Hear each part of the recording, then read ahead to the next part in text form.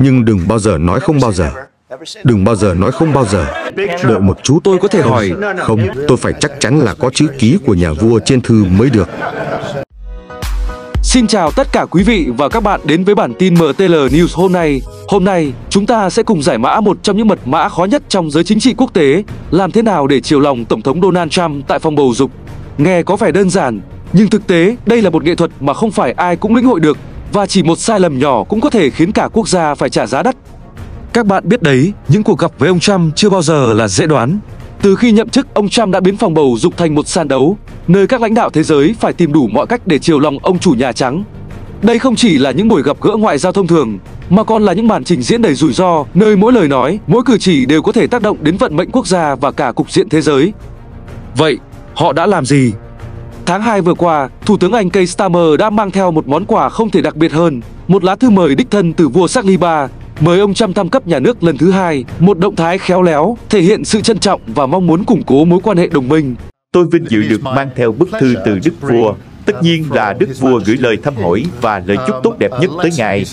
Đức Vua cũng yêu cầu tôi tận tay trao bức thư này cho Ngài. Vậy tôi có thể trao bức thư từ Đức Vua cho Ngài chứ? Cảm ơn rất nhiều. Vậy tôi sẽ đọc ngay bây giờ chứ? Vâng, Ngài hãy đọc đi. Ồ, điều này thật sự tuyệt vời. Tôi phải chắc chắn là có chữ ký của nhà vua trên thư mới được. Nếu không, bức thư sẽ mất đi ý nghĩa. Đúng là chữ ký đó rồi, phải không? Thật đẹp. Đây là bức thư từ Đức Vua. Đó là lời mời thăm cấp nhà nước lần thứ 2. Lời mời này thực sự đặc biệt, chưa từng xảy ra, chưa từng có tiền lệ. Thay mặt đệ nhất phu nhân tuyệt vời Melania và tôi, câu trả lời là chúng tôi nhận lời. Còn Tổng thống Nam Phi Cyril Ramaphosa thì sao? Ông đã đưa hai huyền thoại làng golf Retty Ferguson và Ernie Els đến gặp ông Trump. Tại sao ư? Bởi vì ông Trump là một người cực kỳ đam mê golf. Đây được xem là một nỗ lực nhằm cải thiện quan hệ vốn đã căng thẳng sau những cáo buộc của ông Trump về vấn đề cướp đất của người da trắng ở Nam Phi. Hay như Thủ tướng Đức Friedrich Merz trước chuyến thăm Nhà Trắng đầu tiên, báo chí Đức đã rầm rộ đưa ra lời khuyên hãy tận dụng niềm đam mê chung với golf. Rõ ràng, việc tìm kiếm điểm chung cá nhân đã trở thành một chiến lược ngoại giao hàng đầu. Vậy đó, ứng xử thế nào trong cuộc gặp với ông Trump đã trở thành một lĩnh vực tiềm năng cho các chuyên gia tư vấn, chuyên gia an ninh quốc gia tại Washington. Ngay cả Tổng thống Ukraine Zelensky và các trợ lý cũng đã cấp tốc tìm lời khuyên từ các quan chức và nghị sĩ Mỹ về cách giao tiếp với ông Trump. Tuy nhiên, không phải lúc nào chiến lược cũng thành công.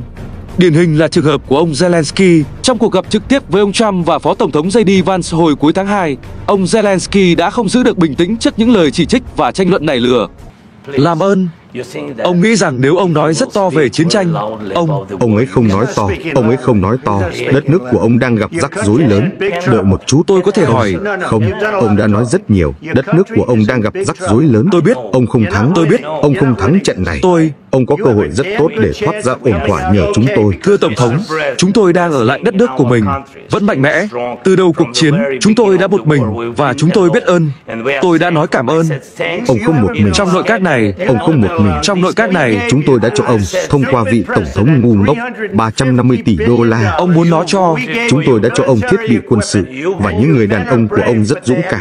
Nhưng họ phải sử dụng quân đội của chúng tôi. Còn phần còn lại, nếu ông không có thiết bị quân sự của chúng tôi, ông đã mời tôi nói. Nếu ông không có thiết bị quân sự của chúng tôi, cuộc chiến này đã kết thúc trong 2 tuần. Trong 3 ngày, tôi đã nghe điều đó từ Putin. Trong 3 ngày, đây là điều có thể ít hơn. Trong 2 tuần, tất nhiên, sẽ rất khó để làm việc như thế này. Tôi nói với ông, vâng, chỉ cần nói cảm ơn. Tôi đã nói cảm ơn rất nhiều lần. Chấp nhận rằng có người dân Mỹ, chấp nhận rằng có những bất đồng và hãy tranh luận những bất đồng đó thay vì cố gắng đấu tranh trên truyền thông Mỹ khi ông sai. Kết quả, ông Zelensky đã bị mời khỏi Nhà Trắng và cuối cùng phải xin lỗi Tổng thống Mỹ. Đây thực sự là một lời cảnh tỉnh cho nhiều lãnh đạo khác. Họ nhận ra rằng đây là một tình huống mà bất cứ ai cũng có thể rơi vào. Và câu hỏi đặt ra là làm thế nào để tránh một cuộc đấu khẩu như vậy? Trong nhiệm kỳ đầu của ông Trump, sự khó đoán của ông đã khiến nhiều lãnh đạo đau đầu. Và thách thức này càng lớn hơn khi ông Trump lên nắm quyền nhiệm kỳ 2 với chương trình nghị sự nước Mỹ trên hết. Thủ tướng Nhật Bản Shigeru Ishiba, lãnh đạo nước ngoài thứ 2 được ông Trump mời tới Nhà Trắng, đã chuẩn bị kỹ lưỡng bằng cách nghiên cứu biểu đồ đầu tư của Nhật Bản và Mỹ. Ông còn cùng các cố vấn dự đoán những yêu cầu mà ông Trump có thể đưa ra. Và khi được hỏi về Tổng thống Mỹ, ông Ishiba đã khéo léo nói rằng ông Trump trông đáng sợ trên truyền hình, nhưng lại là người mạnh mẽ và chân thành ngoài đời thực. Một cách khen ngợi đầy tinh tế phải không các bạn? Hay câu chuyện của Thủ tướng Canada Mark Carney trước chuyến thăm Nhà Trắng hồi tháng 5. Ông đã tìm lời khuyên từ các cố vấn và tất cả đều đưa ra một lời khuyên vàng, cắt gọn thông điệp bằng vài cụm từ rõ ràng, lặp lại khi cần thiết và tìm cách khen ngợi ông Trump. Một cố vấn bày cách, với ông Trump, ngài cần có một câu cốt lõi hoặc thậm chí 2 đến 3 câu mà ngài phải tìm cách truyền đạt bằng mọi giá. Ngài không cần nói quá nhiều, hãy để ông ấy nói. Và Thủ tướng Carney đã làm theo. Đây là điều tốt hơn nhiều cho Canada. Nhưng chúng tôi sẽ không thảo luận thêm, trừ khi có ai yêu cầu. Có những lợi ích khổng lồ cho dân Canada, thuế thấp hơn nhiều, quân đội miễn phí. Nói thật thì đằng nào chúng tôi cũng bảo vệ Canada nếu nước ông gặp vấn đề. Đây thực sự sẽ là một cuộc hôn nhân tuyệt vời, bởi vì cả hai phía hòa hợp rất tốt và rất thích nhau. Tôi xin nói thế này, người trong nghề bất động sản cũng biết có vài nơi không bao giờ để bán. Chúng ta đang ngồi ở một nơi như vậy, hay Điện Buckingham mà ngài đã ghé thăm. Tôi đã gặp những chủ nhân của Canada, nhân dân Canada. Khi tranh cử vài tháng qua, đất nước tôi không phải để bán, sẽ không bao giờ có chuyện đó. Nhưng chúng ta vẫn có cơ hội hợp tác và cùng xây dựng. Chúng ta đã làm điều đó trong quá khứ. Và như Tổng thống vừa đề cập, về an ninh của chúng tôi, chính phủ tôi cam kết đầu tư mạnh mẽ vào an ninh Canada và sự hợp tác giữa hai nước. Rằng tôi cũng sẽ nói điều này, rằng Tổng thống đã làm mới an ninh quốc tế, làm mới NATO, và chúng tôi sẽ tham gia hết mình vào NATO.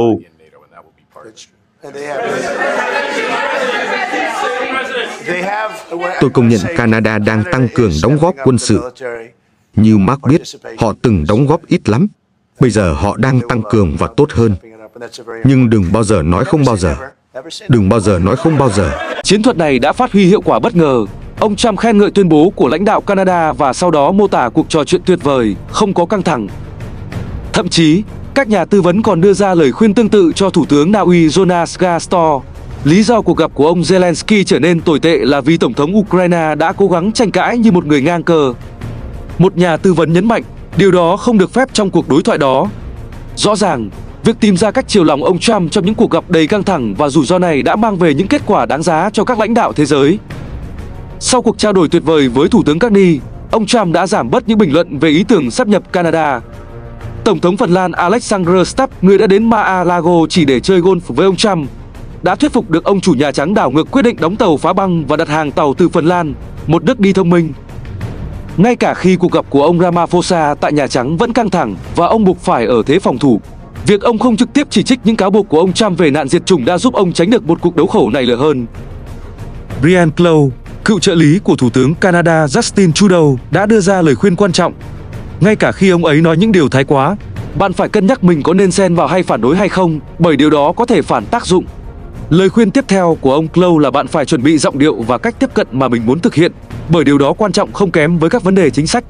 Ông còn đề xuất các lãnh đạo thế giới nên gọi điện và tham khảo ý kiến từ Nhà Trắng trước để tìm hiểu xem cuộc trò chuyện có thể diễn ra như thế nào. Tuy nhiên, điều quan trọng nhất để ứng biến với một người khó đoán như ông Trump, theo Clough, là hãy thận trọng. Đây là cuộc chơi của Tổng thống Mỹ và bạn phải để ông ấy làm việc của mình. Vậy, điều gì sẽ xảy ra trong những cuộc gặp gỡ tiếp theo với ông Trump?